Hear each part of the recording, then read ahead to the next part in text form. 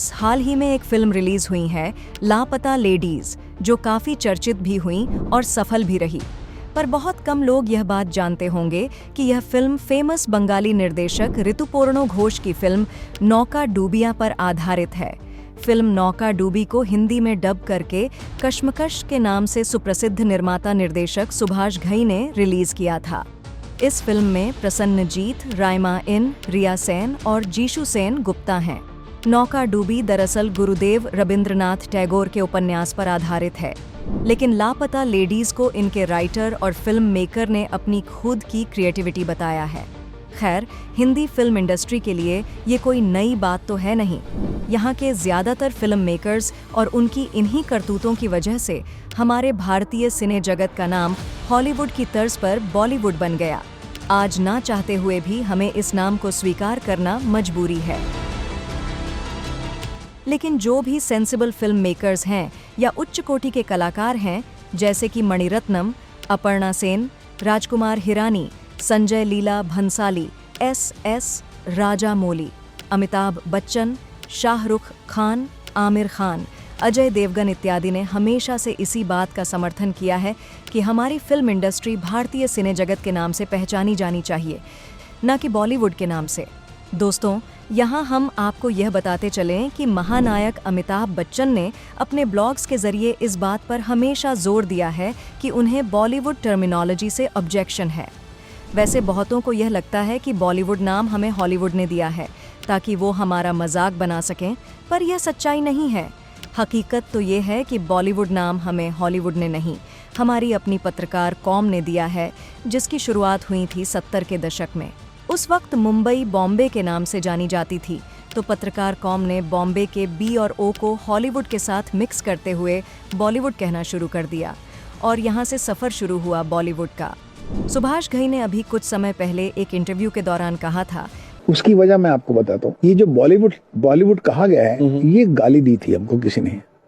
1988 की बात है, 97 की, जिस वक्त की मेरी फिल्म रिलीज हुई थी राम लखन। तो बीबीसी का यूनिट आया था, उन्होंने परमिशन लेके कहा कि हम आपको आपके प्रीमियर को और पार्टी को कवर करना चाहते हैं। उन्होंने कवर किया। 2 हफ्ते के बाद मैं जब लंदन गया तो वहाँ पर चैनल में दिखा रहे थे कि किस तरह से भारत में, इंडिया में फिल्म वाले जो हैं वो हॉलीवुड की नकल कर रहे हैं।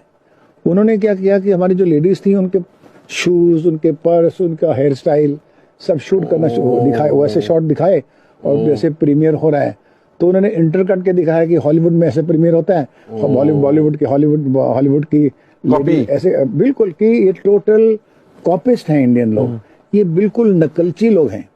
उसने बहुत इंसल्ट किया हमारे को और कहा कि क्यों ना इनका नाम बॉलीवुड रखा जाए। पर वहां से ये ओरिजिनेट हुआ, तिरस्कार से शुरू हुआ है, जिसको हमने अपना सत्कार समझा।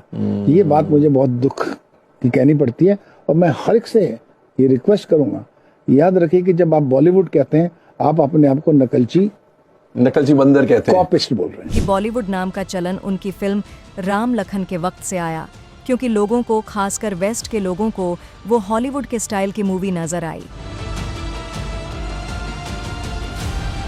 सुभाष घई ने यह बात बेमतलब का झूठा क्रेडिट लेने और खुद को इम्पोर्टेंस देने की कोशिश की है, वरना सच्चाई हम पहले ही बता चुके हैं कि बॉलीवुड का चलन लेट 70 से ही शुरुआत हो गया था। एक सच यह भी है कि सुभाष घई की ज़्यादातर फिल्में किसी न किसी हिट फिल्म से ही उठाई गई होती थीं। मसलन राम लखन यश जी की दीवार से उठाई गई थी। आज बॉलीवुड नाम बहुत सारे लोगों को चुभता है, चुभना भी चाहिए, क्योंकि हॉलीवुड की सस्ती कॉपी कैट होने का एहसास दिलाती है।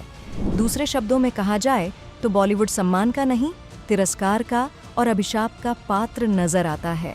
एक मज़े की बात यह है कि सिर्फ भारतीय सिने जगत का ही नाम हॉलीवुड की तर्ज पर रखा गया, वरना दुनिया में किसी भी देश का सिनेमा उस देश के नाम से जाना जाता है, जैसे French cinema, British cinema, Spanish cinema, Iranian cinema, Korean cinema, Chinese cinema, Arabian cinema, Turkish cinema वगैरह वगैरह।